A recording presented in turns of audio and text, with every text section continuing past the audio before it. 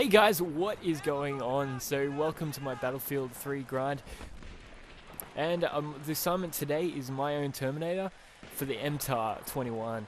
Now, it was a pretty good challenge. To tell you the truth, this thing is really hard to drive. I had to get an EOD bot kill and 100 carbine kills. The carbine kills I wasn't worried about that, I was worried about the EOD bot kill, which I gave it a go, and I was really surprised to get it in the first try. This thing is a beast. It does so much damage. I didn't realize. I thought it was like 8 damage a second. And you saw that if you've seen the video before where I had to get the repair torch kill, you have much more control over the character, but he's so much more bulkier. So like, they saw you from a mile away. They can spot you pretty easily, and you can't stealthily come up behind someone and be like, takes this, taste it. And this made it actually quite better because it does more damage per second. The other one, the repair torch only does like 18 damage per second.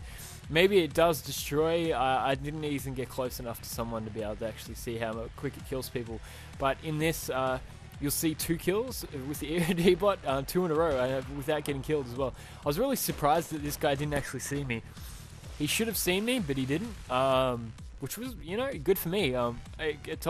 It got me to get up behind him and, finish him. But he was on low health already, so, I get the kill and whee, destroyed. There's the kill. There's one of them anyway. The next one's about to come up. Now, the controls of this was kind of annoying, but I was lucky to get it into third person. First person, you're on the EOD bot's camera, which, realistic, yeah, but wherever you turn the camera is not the way that you're traveling with the stick. So, like, you can be driving forwards by looking to the right, and, it sort of confuses your brain when you first use it. So you're like, what am I doing? Like, I lose control here, and I just don't even know what I'm doing. But also, the handling is really annoying because, like, the drive forwards is R2, the turn is your left stick, and the right stick's the camera. So you don't really have to touch the right stick, but it just became a pain in the ass, because, especially when you got the camera, because you don't know where's forwards.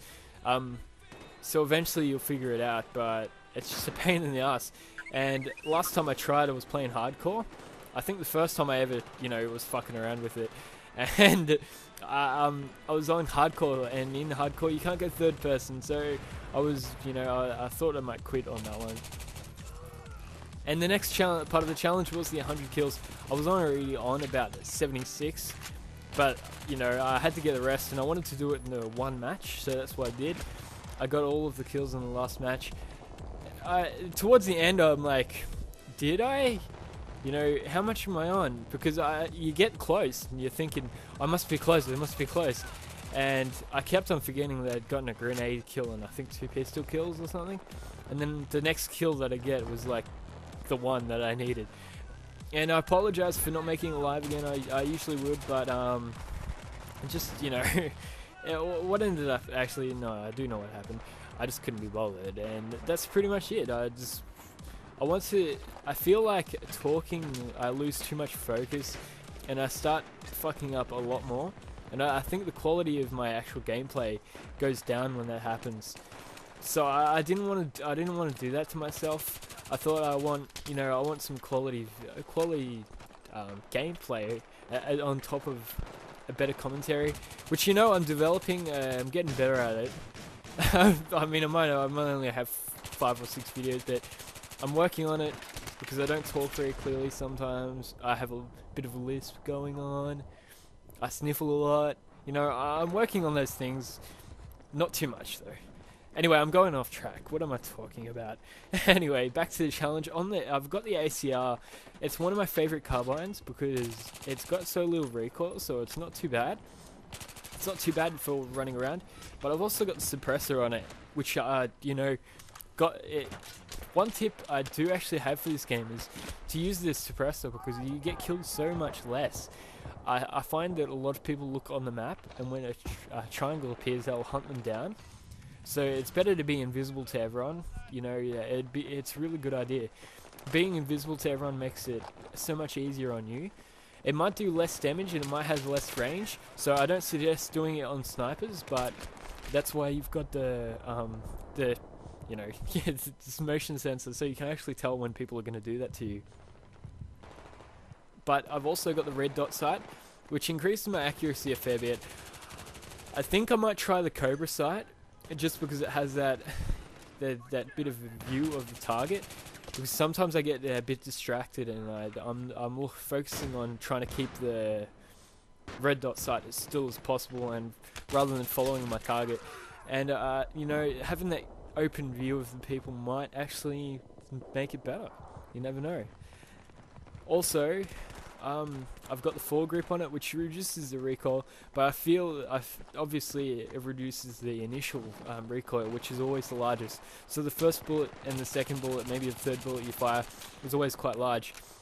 Now, as you can probably tell there, I was like on the target, but I wasn't getting a hit marker, which is kind of annoying. I mean, the whole, you can see, you hear so many people hate this whole suppression idea.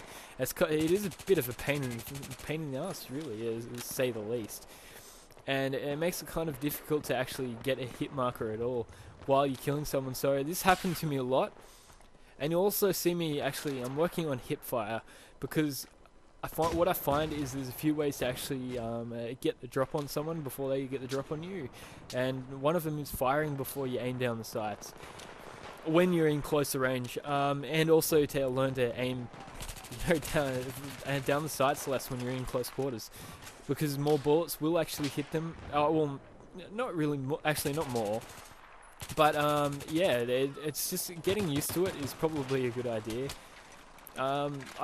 Just what I found, you know, aiming down the sights is good for mid to long range shots, obviously for that extra bit of accuracy, but you also want that, you know, close quarters, you've got more control when you hit firing for some reason. That's just what I found. It's something I'm working on for Battlefield 4, and that's what this whole series is about. Me getting better for Battlefield 4 from a number of reasons, really. But yeah, so I guess the one thing I'm really trying to work on is getting used to all different types of recoil. I have no idea what happened there. Yeah, that's right. That guy got me. The M16A3, jeez, I don't use it all that often, but I don't know. I find that it has too much recoil for me to actually.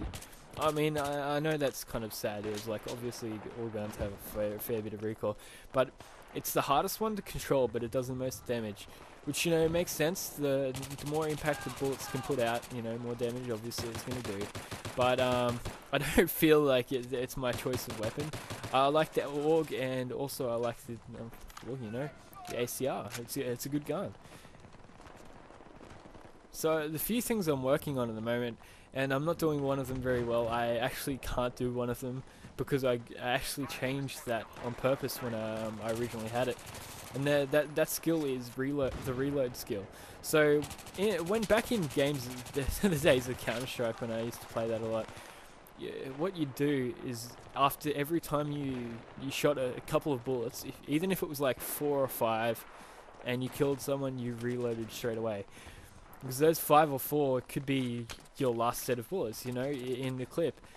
But if you didn't have them, then you're gonna probably die. So it's good to have a full clip of ammo, or a full set of ammo before engaging the enemy.